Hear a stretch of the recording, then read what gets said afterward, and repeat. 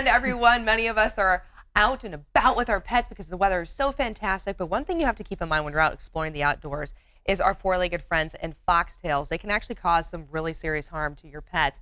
So here to give us some preventative tips and what to do if your pet actually gets a foxtail is our friend of Sac & Co veterinarian, Dr. Lisa Hess, and of course the lovely Laz. He's got an itch I'm really helping him with here, huh? Okay, so first of all, Lisa, tell us, what exactly are foxtails? I brought some. This was actually at the gas station on my way in. No way! So convenient. A lot of people don't know what foxtails look like, Yeah. and they're everywhere.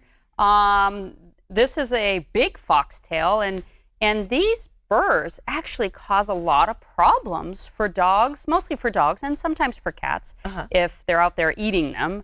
But they can break off and burrow in. They don't go backwards. They always go in and continue to burrow. So they're barbed. Yeah, so they cannot come back So out. what do you typically see? Tell us, like, where do these hurt our pets? They are all over the place. Eyes, ears, mouth, between the toes. Really? They can migrate through the fur into the chest cavity, into the belly. No way. Yes, and cause all sorts of infection problems that require invasive surgery. Oh my goodness. Okay, so then what do we need to do as pet owners to prevent something like this happening?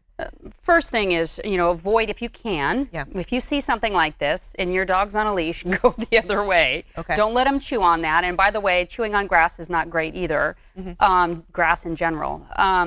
But avoid these if possible. There are different apparatuses you can buy, mesh, like sort of face masks that you can put on them if you have a hunting dog and you're out in an area that there's lots of foxtails. If you have foxtails in your yard, cut them down when they're green and rake them before they dry out, because when they're dry, that's when they cause a problem. The big issues. And then when you're out and about and there's possible exposure, check your dog out. Is there anything just outside the ear? What about between the paws? Pull them out before they really start to burrow.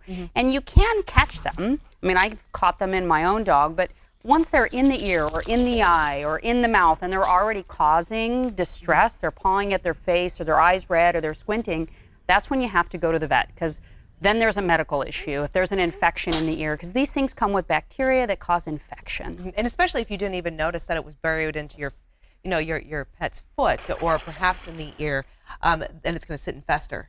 And that's going to be a big issue. I actually had a friend with a hunting dog. As we all know, anyone who's ever owned a hunting dog, they go in the field, they're sniff, sniff, sniff, sniff, and inhaled one up into his nasal cavity and was sneezing, no joke, blood. Yeah, every time he'd it's sneeze, very violent. It's yes, it is violent sneezing, and when they get them in the ear, they're shaking their head. If they eat them or swallow them, they're gagging, they're hard swallowing or reverse sneezing. Laz has had some up in his nose, and he's had violent sneezing with blood that I've had to sedate him and go up and look.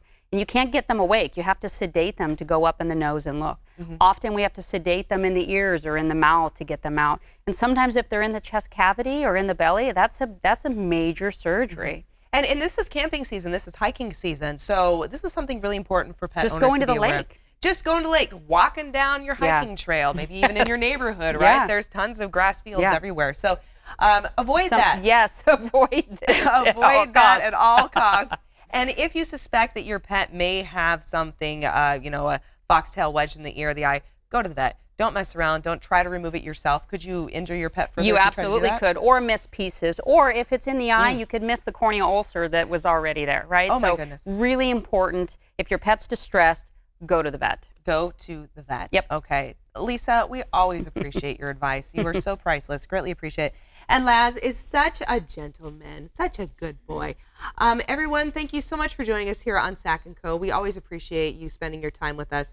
We love bringing value home to you and helping you improve your quality of life. We'll see you back here tomorrow at 9 a.m. as we continue to do so right here on Sac & Co. You take care. So what's it with eating the grass?